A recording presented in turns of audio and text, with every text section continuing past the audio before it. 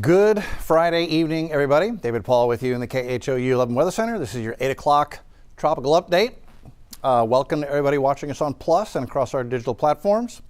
So this is the latest from the Hurricane Center on what's going on in the tropics. Erin is now extratropical. It's no longer a tropical system, even though it still has winds that are near hurricane force, zipping off to the north. We'll take a look at that. This wave right here has a 90% chance for development. That has not changed. What has changed is this, and I didn't get a chance to update this, but notice how the color of this is now yellow. So at this afternoon, we had a 40% chance. We had it orange that this would develop. That has now dropped down to a 30% chance that develops. Models are not picking up on this really at all. We'll take a look at that. I'll show you the modeling on all of this here in just a second. What you also don't see, and what the first thing is we look at, is nothing going on in the Caribbean. It is quiet as a mouse. Some puffy cumulus out in the Gulf, quiet as a mouse.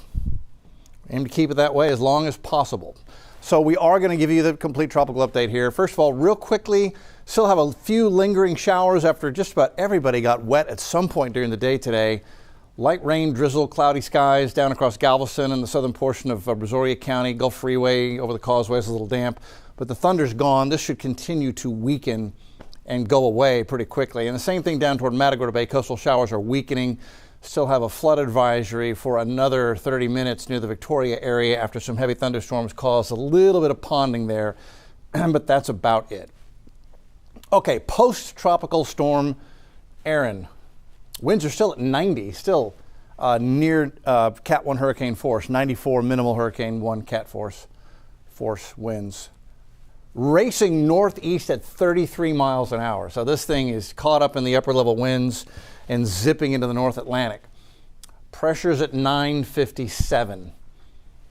Just hold that number in your head, 957 for a little bit later. Big picture, there goes what's left of Erin. This is the spot that has a 90% chance for development, moving to the north. And then this is the spot that has had a 40%, now down to a 30% chance for development, moving to the west. If you remember, we had a little spot in the middle of the Atlantic Ocean yesterday. That's fizzled out. Nothing in the Caribbean, nothing in the Gulf. 957, don't forget that.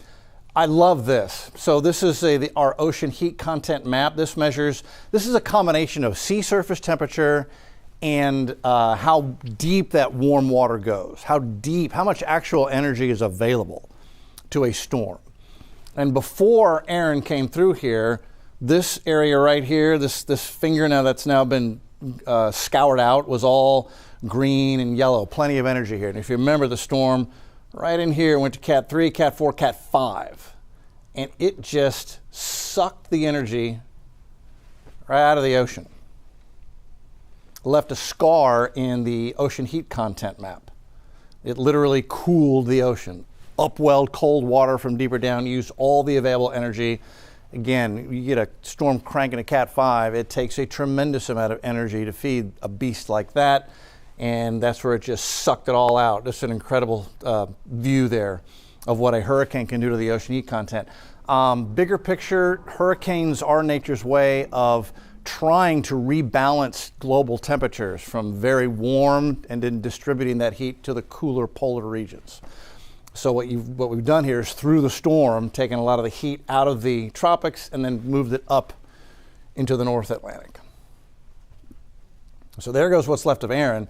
Erin's going to stall out. This will, as a big counterclockwise North Atlantic storm, bring a lot of wind and rain to the United Kingdom as we head into the first part of next week. Okay, that one zipped out ahead of me. So let's look at the computer models on this. Just to set your bearings, here's Erin. So these lines on the map, these are isobars, lines of equal pressure. And what I've done to kind of clean the map up is that no lines for the Euro in black or the GFS, the American, in red will show up unless the pressure is at or below 1008 millibars. Lower pressure than that would indicate a strengthening low pressure system, and that's what I want to monitor. I don't want to monitor anything other than a developing low pressure system out here. You saw the pressure in what's left of Erin. It's way down there at 957 millibars. So the lower the pressure goes, the more intense the storm is. And I don't want to see anything above 1,008 millibars. Above that, you really don't have much going on with low pressure. 957 millibars. Okay. So everything you see here is below 1,008. That's Erin. You'll watch it exit, and after that, you just don't see anything developing down here. Even this spot they have at a 90% chance for development, on our forecast models, the American and the Euro don't drop it below 1,008 millibars. Got 957 stuck on the brain now. What you do see, first of all, nothing developing Carib or Gulf. This is through Monday. Nothing new in the open Atlantic. Nothing new coming off the west coast of Africa. You see this right here, one little isobar where a low pressure center is going to form off the east coast. That is not a tropical low. That is more of a nor'easter than anything else, because you may have been watching the news here on KHU. I don't know if the other guys are talking about this. We got a big cold front coming into the United States next week that may impact us. That will be low pressure forming as a reflection of that colder air coming down across the eastern half of the country. So that's a little nor'easter in August. It's very unusual. That's what that low is.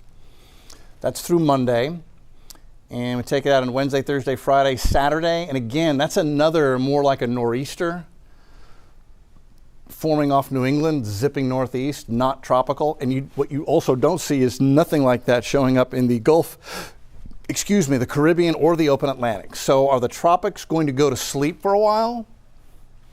We will continue to just take it one day at a time. Monday. September 1st, looks quiet. All right, now I do want to talk a little bit about this cold front here. I'm not going to give it all away because modeling is just coming in. We're going to update it at 10 o'clock. But if you watched last night at 10, you've been watching me today, big changes are coming. 80 in Houston, 70 in Fargo. So it's August, but we're looking up here. Churchill's at 48, Coral Harbor's at 48. Kugluktuk is mild at 70. Alert's at 33. Old Crow's at 59. Nothing bitter cold up here, but it is cool. And the reason we're looking at this at all is because the upper level wind flow is going to go into much more like a fall and winter-like pattern here in August. It happens sometimes. I remember a few years ago, we had something like this where a front came in and in August, and it did give us a little cool down. So this is the pattern. That is cross-polar right there. So whatever cold air is available is going to come down into Hudson Bay. That is Hudson Bay, that body of water. And then look at the jet stream pattern dipping way down. In fact, the trough axis all the way down to the Gulf.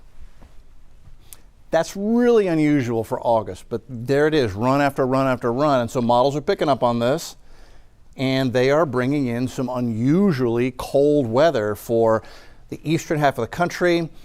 If we're going to see any of this cooler weather, we'll say less hot, it would be Tuesday or Wednesday. So at 10 o'clock, the models on this are just, the new ones are updating right now. Our live broadcast comes up at 10.